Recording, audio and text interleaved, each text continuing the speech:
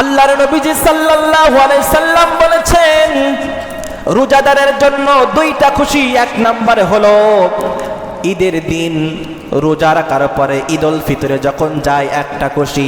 আর এক রিওয়ায়াতে এসেছে একটা খুশি হলো যখন বান্দা সারাদিন রোজা রাখার পরে ইফতারের সামনে নিয়ে বসে, একটা খুশি। আপনি সারাদিন রোজা রাখার পরে ইফতারের সামনে নিয়ে বসার পরে যে আনন্দটা পান, যে অনুভূতিটা আপনার ভিতর থেকে আসে, একটা বেরোজাদার ইফতারির সামনে নিয়ে বসলে সেই অনুভূতিটা সে কখনো পেতে পারে না। মাহে রমাদানের এত সম্মান, এত মর্যাদা দেওয়ার একটাই কারণ, সেটা হলো এই মাসে কুরআনুল কারীম আল্লাহ তাআলা নাজিল করেছেন। এই জন্য এই মাসকে আল্লাহ তাআলা এত সম্মান, এত মর্যাদা আল্লাহ তাআলা দিয়েছেন। কুরআনুল কারীম এমন একটা গ্রন্থ, যে গ্রন্থর কাছে কোনো পাপী মানুষ যদি আসে, সেই পাপী বান্দা আল্লাহ তাআলার প্রিয় বান্দায় রূপান্তরিত হয়ে যায়। সুবহানাল্লাহ। আল্লাহ তাআলা বলছেন, এই কোরআন হলো হেদায়েতের গ্রন্থ, কোরআন হলো হেদায়েত। এই জন্য হেদায়েত পাইতে হলে আমাদের অবশ্যই কোরআনের কাছে আসতে হবে। কুরআনুল কারীম যদি মুহররম মাসে নাজিল হতো, তাহলে মুহররম মাস অনেক সম্মান মর্যাদা লাভ করত। জিলকদ মাসে যদি নাজিল হতো, জিলকদ মাসটাকেও আল্লাহ তাআলা সম্মান মর্যাদা দিয়ে ভরে দিত। ঠিক তেমনি করে রমজান মাসে আল্লাহ তাআলা এই কুরআনুল কারীম নাজিল করেছেন। এই জন্য রমজানের সম্মান মর্যাদা আল্লাহ তাআলা অনেক গুণে বাড়িয়ে দিয়েছেন। রমজান মাস যেই মাসে অল্প নেকি করলে আল্লাহ তাআলা বহু গুণে বাড়িয়ে দেন। একটা সুন্নাতের আমল করলে একটা ফরজের সমান আল্লাহ তাআলা সওয়াব দান করে দেন। একটা ফরজের আমল করলে আল্লাহ তাআলা 70টা ফরজের সমান সওয়াব আল্লাহ তাআলা বান্দার আমল নামায় দান করেন। সুবহানাল্লাহ। এই জন্য রমাদান মাসে লাস্টের দশকের বেজোর রাত্রি আল্লাহ তাআলা কুরআনুল কারীম নাজিল করেছেন। যে কোনো একদিন বেজোর রাত্রি আল্লাহ তাআলা নাজিল করেছেন। প্রত্যেক বছর এই রাত বদলাতে থাকে। কোন রাতে 29 তারিখ কুরআনুল কারীম নাজিল হয়েছে রমজান মাসের লাস্টের দশকের, কোন তারিখে 27, 25, 23, 21 এভাবে করে ঘুরতে পারে। এই জন্য বুদ্ধিমানের কাজ হলো প্রত্যেক রাত্রি লাস্টের দশকের বেজোর রাত্রি আমাদের ইবাদত বন্দেগী করে লাইলাতুল কদর তালাশ করা। এই জন্য আমাদের রমজান মাসে আমাদের বেশি বেশি করে সওয়াব কামাই করতে হবে। বেশি বেশি করে রমজান মাসে আমাদের আল্লাহ তাআলার নিকটবর্তী হওয়ার জন্য বেশি বেশি করে আমাদের কাজ করতে হবে, ইবাদত বন্দেগী করতে হবে। রমজান মাসে একটা আছে ফিতরা। এই ফিতরা আমরা কেন দেই, কিসের জন্য দেই? যাকাত আর ফিতরা কিন্তু এক নয়। ফিতরা এই জন্য আমরা দেই, দেওয়ার দুইটা কারণ। কয়টা কারণ? দুইটা কারণ। এক নাম্বার কারণ, এই জন্য আমরা ফিতরা দিব, যারা একটু সম্পদশালী আছে, চলে ভালো চলে মোটামুটি, তাদের উপরে এই ফিতরা ওয়াজিব। দুইটা কারণে ফিতরা দেই আমরা। একটা হলো, আমরা যে রোজা রাখি, এই রোজার ভিতরে অল্প ভুল ত্রুটি যদি হয়ে থাকে, এই ফিতরা দেওয়ার জন্য আল্লাহ তাআলা সেই ভুলগুলো মাফ করে দিয়ে আল্লাহ তাআলা রোজাটাকে কবুল করে নেন। সুবহানাল্লাহ। এই জন্য আমরা ফিতরা দেই এই কাফারা হিসাবে, যে রোজার ভিতরে ভুল ত্রুটি হতে পারে টুকটাক, কাফারা হিসাবে ফিতরাটা দেওয়া হয়। দুই নম্বর কারণ, আমাদের সমাজে সবাই তো সমান না, কেউ একটু ভালো চলে, কেউ গরিব অসহায়। এই জন্য ফিতরাটা আমরা দিব, যাতে করে মুসলমান জাতি ভাই ভাই, মুসলমান একে অপরের সুখে দুঃখে তারা মিলেমিশে চলবে, মিলেমিশে থাকবে। ঠিক তেমনি করে দুই নম্বর যে কারণ, গরিব দুঃখী ইনারা যেন ঈদের দিন যেন তারা না খেয়ে ঈদগাহে না যায়, বাজার করতে না পারে, জামা কাপড় না কিনতে পারে, ভালো পোশাক পাতি না কিনতে পারে, এমনটা যেন না হয়। এই জন্য ইসলাম, আল্লাহর নবীজি ফিতরাটা এই জন্য দিতে বলেছেন যে গরিব দুঃখীরকে তোমরা দাও। তোমরা যেমন সুস্থভাবে সুন্দর জামা কাপড় পরে সুন্দর খাবার খেয়ে ঈদগাহে তোমরা আসতে পারো, গরিব মিসকিন অসহায় মানুষ যেন এই ফিতরার টাকা নিয়ে যেন তারাও সুন্দর পোশাক পরে সুন্দর খাবার দাবার খেয়ে তারা ঈদগাহে আসতে পারো, এই জন্য তোমরা ফিতরাটা দিয়ে দাও। সুবহানাল্লাহ। আর এই ফিতরাটা কখন দিতে হবে? ফিতরাটা ঈদগাহে আসার আগে এই ফিতরাটা দিতে হবে। ঈদের 2-3 দিন আগে ফিতরা দেওয়া খুবই ভালো। ঈদের দিন যদি আমরা দেই, অনেকেই জামা কাপড় কিনতে পারে না, তারা ঈদের দিন কিভাবে কিনবে? এই জন্য 2-1 দিন আগে ফিতরাটা আমাদের সকলের আদায় করার কর্তব্য। ফিতরা নির্ধারিত যেটা আছে সর্বশেষ 110 টাকা, এর উপরে যা আছে আপনার যত খুশি আপনি তত দিতে পারেন। কিন্তু এখানে যারা ধনী আছে তারা একটু চালাকি করে যে হুজুরির কাছে, হুজুর সর্বনিম্ন ফিতরা কত? হুজুর বলে 110 টাকা, সর্বোচ্চ এত 2000-2500 যা হয়। এখন হুজুর মনে করে যে সর্বোচ্চ শুনতেছে, মনে হয় সর্বোচ্চটাই দেবে। এখন হুজুরির কাছে ভালো থাকার জন্য শুনলো, মানে কি ভিতরে গিয়ে ওই যে 110 টাকা দিল। এটা ইসলামিক ফাউন্ডেশন নির্ধারিত করেছে। কিন্তু আপনি চাইলে 120 টাকা, 30 টাকা, 50 টাকা আপনি দিতে পারেন, কোনো সমস্যা নেই। এই জন্য আমরা যেন ফিতরাটা আমরা সময় মতো আমরা আদায় করি। ফিতরাটা এভাবে দেবেন, একজন মানুষের বাসায় যদি 5 জন সদস্য থাকে, যে গার্জিয়ান সেই এই ফিতরাটা আদায় করতে পারবে। তাহলে আমরা সময় মতো আমরা অবশ্যই ফিতরা যেন আমরা আদায় করে দেই। আরেকটা বিষয়, জাকাত। আমরা গত জুমায় বলেছিলাম নিসাব পরিমাণ সম্পদ থাকলে অবশ্যই তার উপরে জাকাত দেওয়া ওয়াজিব। এই জাকাত আমাদের অবশ্যই আমাদের আদায় করতে হবে। জাকাত এখন জাকাতের ব্যবসা হয়ে গিয়েছে। এখন জাকাতের লুঙ্গিও পাওয়া যায়, জাকাতের শাড়িও পাওয়া যায়। ইসলাম কিন্তু এমনটা কখনো বলে নাই যে তুমি জাকাতের লুঙ্গি কিনে দাও, জাকাতের শাড়ি কিনে দাও। জাকাতের লুঙ্গি শাড়ি এটা কিন্তু হয় না, এটা কিন্তু দেওয়া বৈধ না। তার লুঙ্গি আছে, শাড়ি আছে, তার বাড়িতে চাউল নাই, রান্না করতে পারতেছে না। এখন আপনি লুঙ্গি দিলেন, শাড়ি দিলেন, লুঙ্গি আর শাড়িকে কি দিন কাটাবে? এখন দোকানে গেলে বলা হয় জাকাতের জিনিসপত্র কিনতে গেলে জাকাতের শাড়ি আলাদা আছে, বলে জাকাতের শাড়ি আছে কিনা, এভাবে করে জিজ্ঞাসা করে। কিন্তু এটা আদৌ দেওয়া উচিত নয়, ঠিক নয়। জাকাত এমন ব্যক্তিকে এমন করে দিতে হবে, এই জাকাত একজনকে 500, একজনকে 200, একজন 300 এভাবে দেওয়া উচিত না। জাকাত আপনার উপরে জাকাত ফরজ হয়েছে, ওয়াজিব হয়েছে। আপনি জাকাত একজনকে দেন, একজনকে দিয়ে একটা রিক্সা কিনে দেন, একটা ভ্যান কিনে দেন, একটা দোকান করে দেন। আপনি তাকে একজনকে সহযোগিতা করেন, এমন করে সহযোগিতা করতে হবে যেন ওই ব্যক্তি সামনের বছরে জাকাত দিতে পারে। এমন করে জাকাত আমাদের সিস্টেম করতে হবে। কিন্তু আমাদের সমাজে উল্টা, জাকাতের শাড়ি, জাকাতের লুঙ্গি দিয়ে দিয়ে জাকাত শেষ। এই জাকাত দিলে জাকাত পরিপূর্ণ হক আদায় হবে না। এই জন্য জাকাত আমাদের সঠিকভাবে আমাদের আদায় করতে হবে।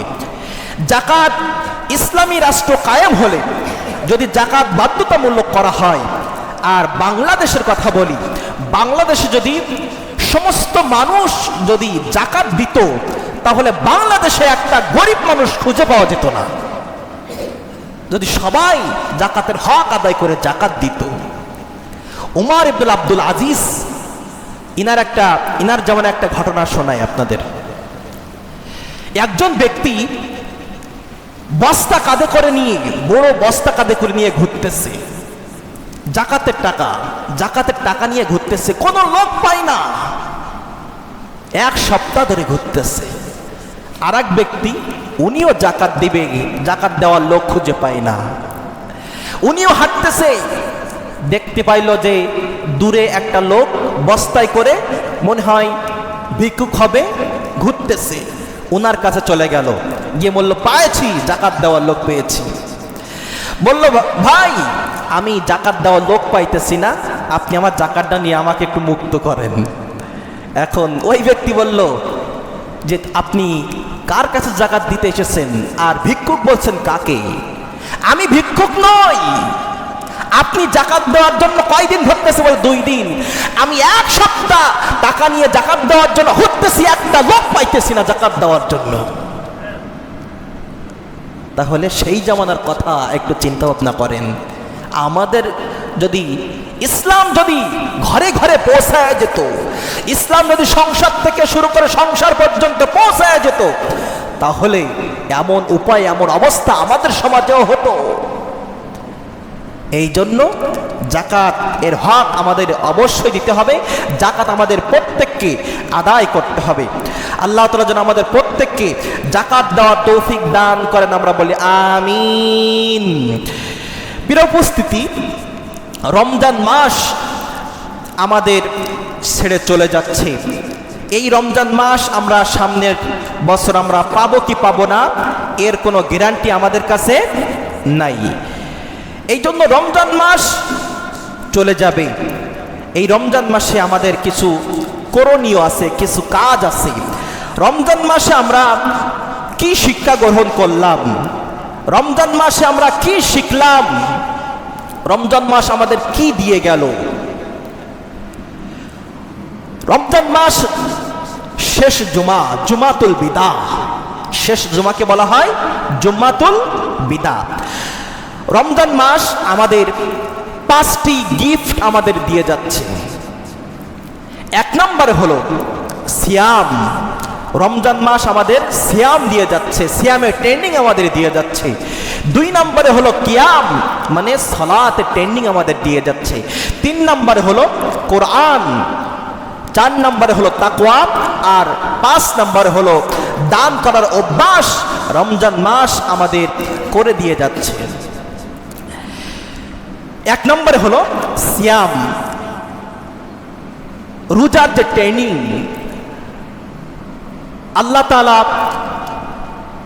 তিনি হাদিসে কুদসির ভিতরে বলেছেন যে রোজা এমন একটা জিনিস, আসাউমুলি ওয়া আনা আজজি বিহি। আল্লাহ তাআলা বলছেন রোজা আমার জন্য, আর এর পুরস্কার আমি আল্লাহ তাআলা নিজেই। সুবহানাল্লাহ।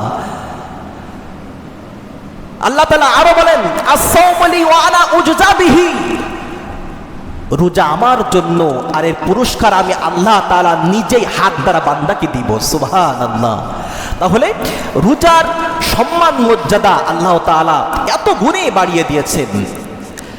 আরো বলা হয়েছে আস-সাওমু জুন্নাহ, রোজা হলো ঢাল। জাহান্নাম থেকে মুক্তি পাওয়ার জন্য রোজা হলো ঢাল। এই জন্য রমজানের রোজা রাখার ট্রেনিং আমাদের দিয়ে যাচ্ছে। নবীজি সাল্লাল্লাহু আলাইহি সাল্লাম তিনি শুধু রমজানে রোজা রাখতেন না, নবীজি সাল্লাল্লাহু আলাইহি সাল্লাম অনেক মাসেই তিনি রোজা রাখতেন। রোজা রাখার কথা তিনি বলে গিয়েছেন এবং নিজেই তিনি রোজা রেখেছেন। নবীজি সাল্লাল্লাহু আলাইহি সাল্লাম জিলহজ মাসের আরাফার দিবসের রোজা রাখার কথা বলেছেন। আল্লাহর নবীজি সাল্লাল্লাহু আলাইহি সাল্লাম বলেন সিয়ামুন ইয়াউমুল আরাফাতি আহতাসিবু আলাল্লাহি আন ইউকাফফিরাস সাইয়্যিনা আন ইউকাফফিরাস সানাতাল্লাতী ক্বাবলাহু ওয়া সানাতাল্লাতী বা'দা। নবীজি সাল্লাল্লাহু আলাইহি সাল্লাম বলেছেন যে ব্যক্তি আরাফার দিবসে রোজা রাখবে বিগত 1 বছর ও আগামী বছর 2 বছর গুনাহ আল্লাহ তাআলা তার ক্ষমা করে দিবে। তাহলে রোজা রাখার এমন ফজিলত, আল্লাহর নবীজি রোজা রাখার ব্যাপারে অনেক কথা বলে গিয়েছেন। আমরা সব কথা কখন বলবো, আমরা সংক্ষিপ্ত করে কিছু কিছু কথা শোনার চেষ্টা করি। আল্লাহর নবীজি সাল্লাল্লাহু আলাইহি সাল্লাম বলেছেন রোজাদারের জন্য 2টা খুশি। কয়টা খুশি? 2টা খুশি। একটা খুশি হলো, এখানে 2টা রেওয়ায়াত পাওয়া যায়। একটা খুশি হলো ঈদ উল ফিতরের দিন, যখন রমজানের রোজা রেখে রোজাদার ঈদ উল ফিতরের দিন যখন উপস্থিত হয়, ওই খুশি যে ব্যক্তি রোজা রেখে ঈদগাহে এসে যে ব্যক্তি যে মজা পায়, আর যে ব্যক্তি রোজা না রেখে ঈদগাহে আসে সেই ব্যক্তি কি সেই মজা পায়? সে চোর ভাব লাগে যে ঈদ তো আমার জন্য না, এই আমার জন্য যারা রোজা রেখেছে তাদের জন্য এই ঈদ।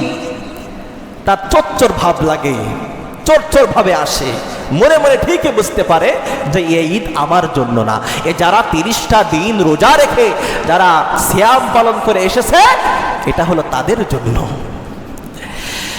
এই জন্য আমার বন্ধুগণ, আল্লাহর নবীজি সাল্লাল্লাহু আলাইহি সাল্লাম বলেছেন রোজাদারের জন্য 2টা খুশি। 1 নম্বরে হলো ঈদের দিন রোজা রাখার পরে ঈদুল ফিতরে যখন যায় একটা খুশি। আর এক রিওয়ায়াতে এসেছে একটা খুশি হলো যখন বান্দা সারাদিন রোজা রাখার পরে ইফতারির সামনে নিয়ে বসে, একটা খুশি।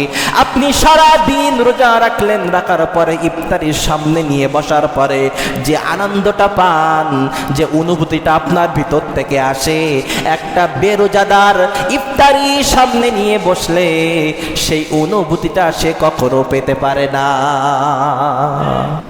সে কখনো পেতে পারে না। যে সারাদিন না খেয়ে একটা মানে কি একটা আবেগ তৈরি হয়, আর যে সারাদিন না খেয়ে পরে ইফতারির সামনে নিয়ে বসে সে এই মজাটা পায় না। 2 নম্বরে রোজাদারের জন্য 2 নম্বরে যে খুশিটা, 2 নম্বরে হলো আল্লাহ তাআলা জান্নাতের ভিতরে রোজাদারের সাথে স্পেশাল ভাবে রোজাদারের সাথে সাক্ষাৎ করবেন। ওই দিন হবে বান্দার আরেকটা খুশি।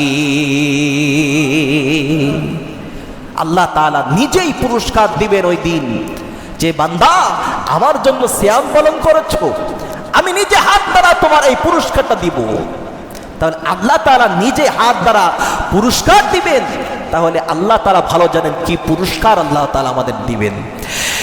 এই জন্য আমাদের সিয়াম পালন করতে হবে, রোজা রাখতে হবে। রোজা রাখলে শুধু চলবে না, রোজা রাখার মতো আমাদের রোজা রাখতে হবে। আসুন আমরা রমজান মাস আমাদের আর কিছু শিক্ষা আমাদের দিয়ে যাচ্ছে, সেই শিক্ষাগুলোর কথা আমরা শোনার চেষ্টা করি। 1 নম্বরে রমজান মাস যে শিক্ষা আমরা আরো দিচ্ছে, নফসের নিয়ন্ত্রণ করার শিক্ষা রমজান মাস আমাকে দিয়ে যাচ্ছে। কেমন? আপনি মনে করেন মোবাইল চালাচ্ছেন, মোবাইল চালাতে হঠাৎ করে একটা খারাপ একটা ছবি আপনার সামনে চলে আসলো, আপনি দ্রুত স্ক্রল করে উপরে উঠাই দিচ্ছেন। বন্ধু জিজ্ঞাসা করছে, বন্ধু দূরাতে উঠাচ্ছ কেন? বলছে এই জানিস না আমি রোজা আছি। কি বলে? জানিস না আমি রোজা আছি? কোন বেপরদা নারীর দিকে চোখ পড়লে সঙ্গে সঙ্গে নামাই নেন। আপনি কি ভাবেন যে আমি রোজা আছি?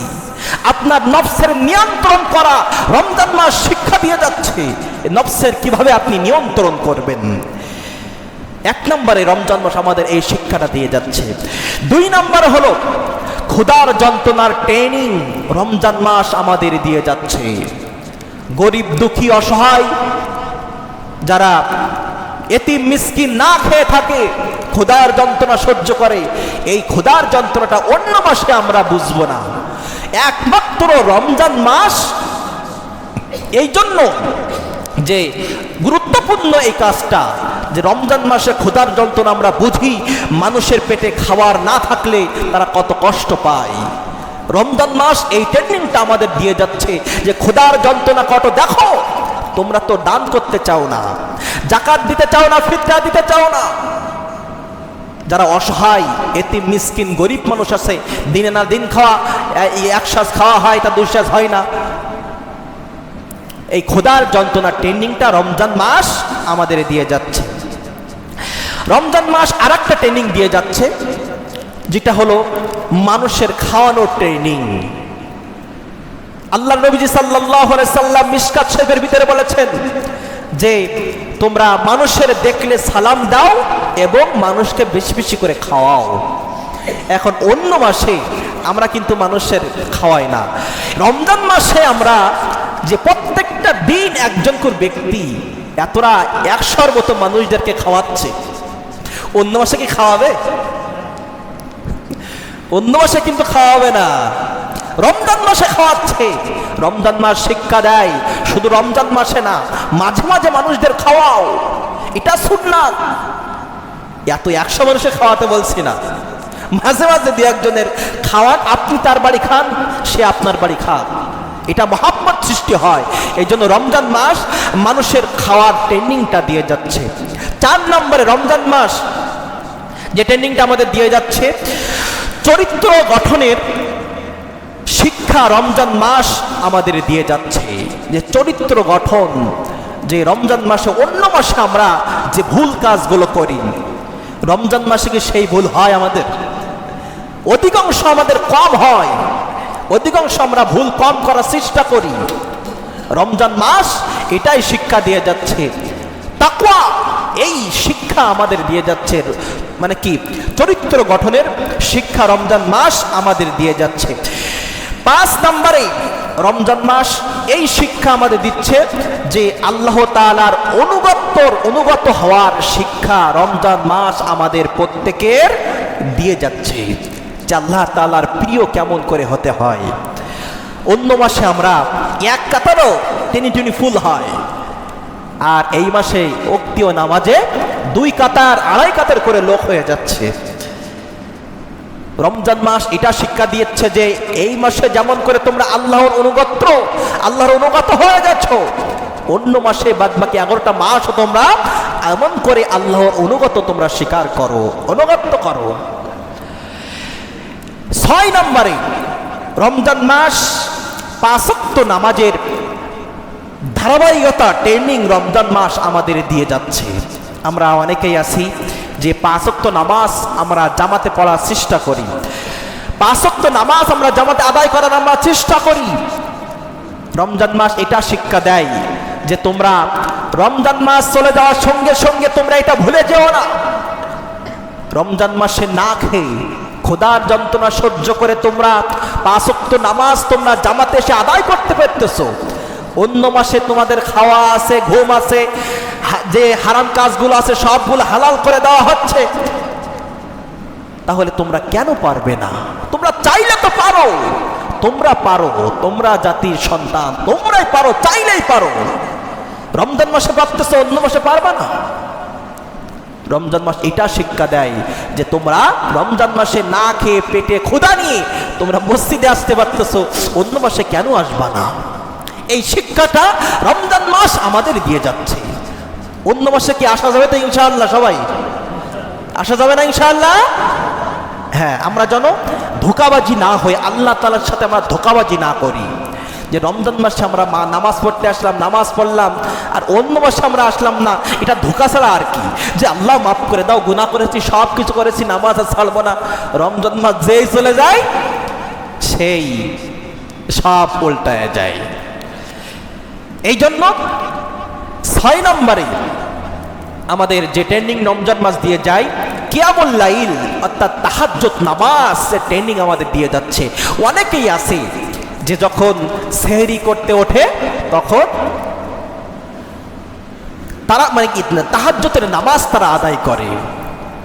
এখন আপনারা যারা আদায় করেন না, এই কদরের রাত, এই রাতগুলো আপনারা সেহরির 10 মিনিট আগে উঠবেন, উঠে আপনারা উজু করে 2 করে আপনারা 4 রাকাত তাহাজ্জুদ নামাজ পড়ার চেষ্টা করবেন, আল্লাহর কাছে চাইবেন।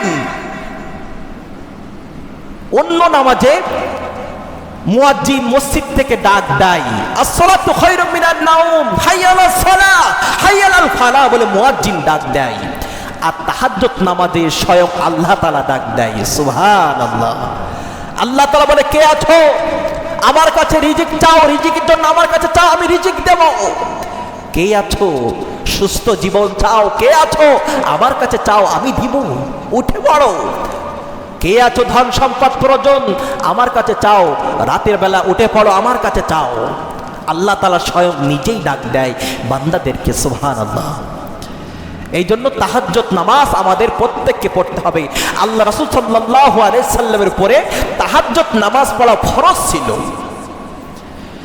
তিনি প্রত্যেক দিন তাহাজ্জুদ নামাজ পড়তেন।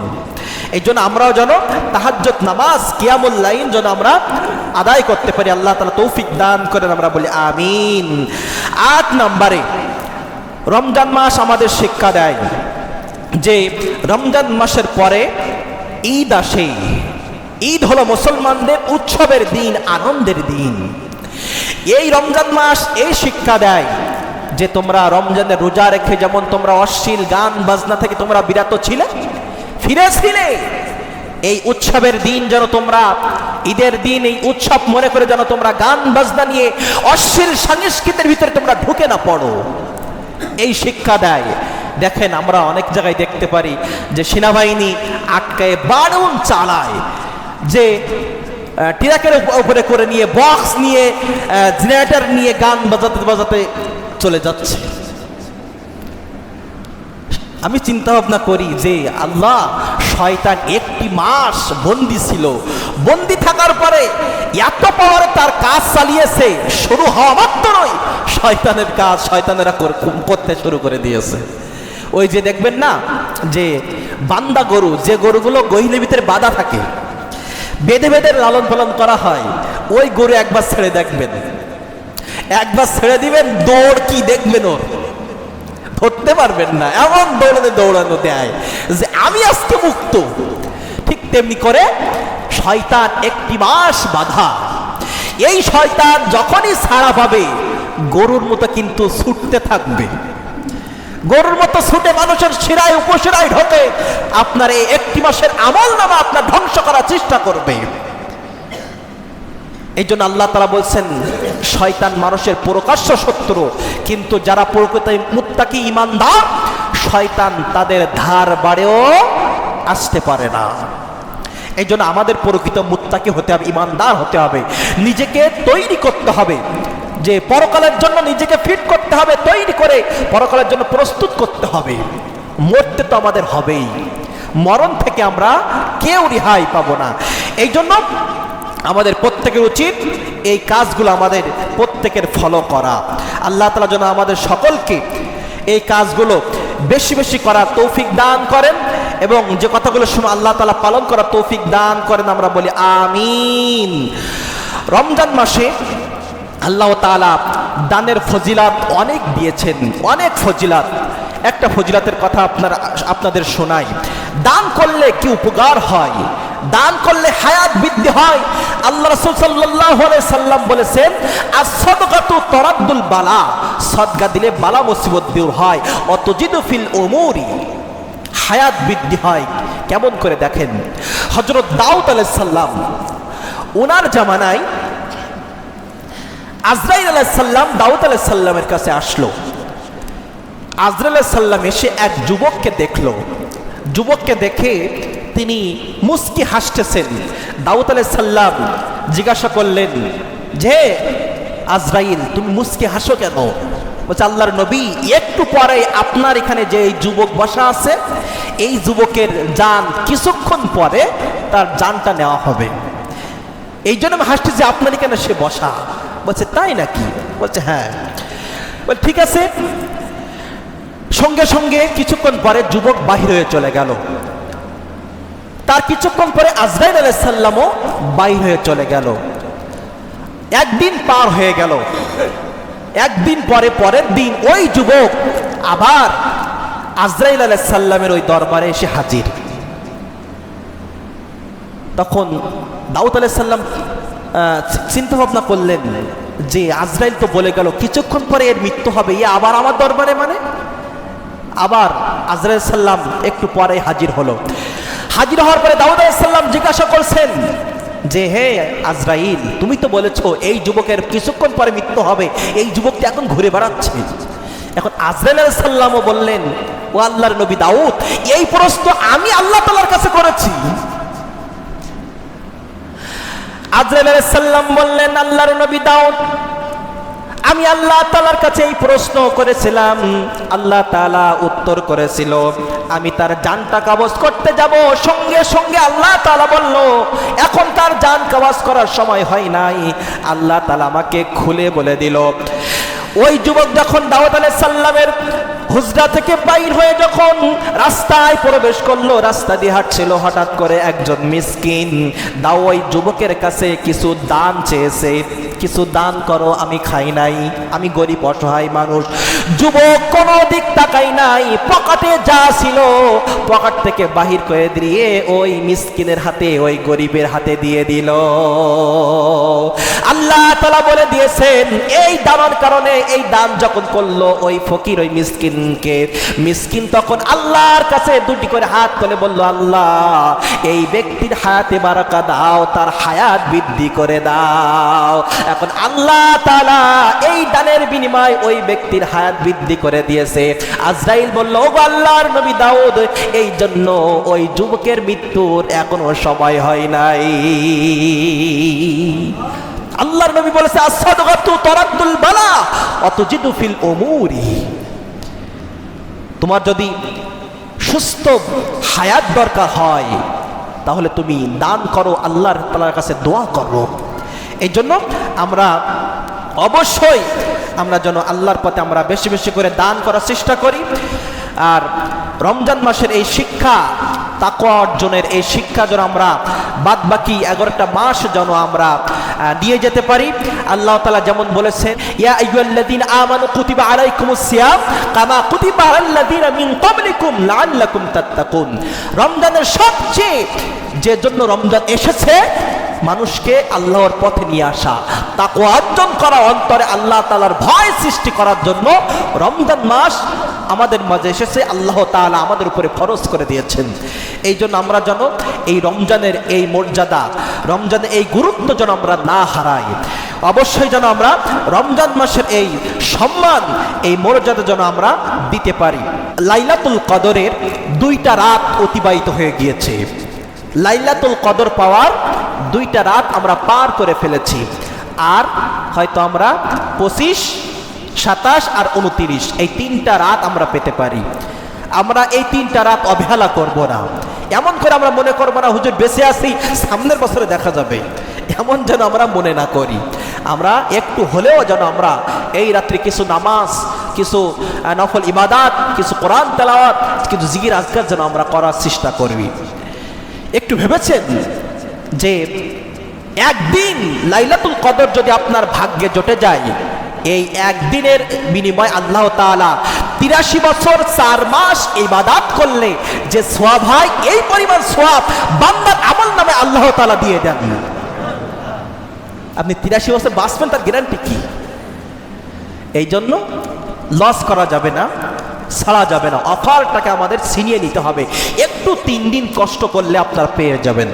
যারা ইতিকাফে বসেছে ওনা তো ইবাদত বন্দেগী করে, ইতিকাফে বসলে ইবাদত বন্দেগী করতে পারলে অবশ্যই তাদের ভাগ্যে লাইলাতুল কদর জুটে যাবে। আর যার ভাগ্যে লাইলাতুল কদর জুটে যাবে, আল্লাহ তাআলা রমজানের পরে শাওয়াল মাসের চাঁদ উদিত করার সঙ্গে সঙ্গে তাদের নিষ্পাক অবস্থায় মসজিদ থেকে বাইর করে দিবেন। সুবহানাল্লাহ। এই জন্য ইতিকাফে আমরা বসে আল্লাহ তাআলার ইবাদত বন্দেগী আমরা করব। এবং যারা 1 দিন 2 দিন ইতিকাফে বসতে চান অবশ্যই আপনারা বসে যাবেন। যে বলেছিলাম একদিন ইবাদত করলে, ইতিকাফ করলে আল্লাহ তাআলা 2টা কবুল হজের সওয়াব দান করে দেন। কবুল হজের সওয়াব, একটা হজ করতে গেলে 3-4 লাখ টাকা লাগে, আর আপনি বাড়ি বসে বসে পেয়ে যাচ্ছেন। এই জন্য আসুন আমরা যারা ইতিকাফে থাকতে পারি 1-2 দিন, তারা যেন আমরা ইতিকাফে বসি। আর আমরা প্রত্যেকে যেন লাইলাতুল কদর আমরা তালাশ করি। আল্লাহ তাআলা যেন আমাদের সমস্ত কথাগুলো বোঝার এবং আমল করার তৌফিক দান করেন। আমরা বলি আমিন।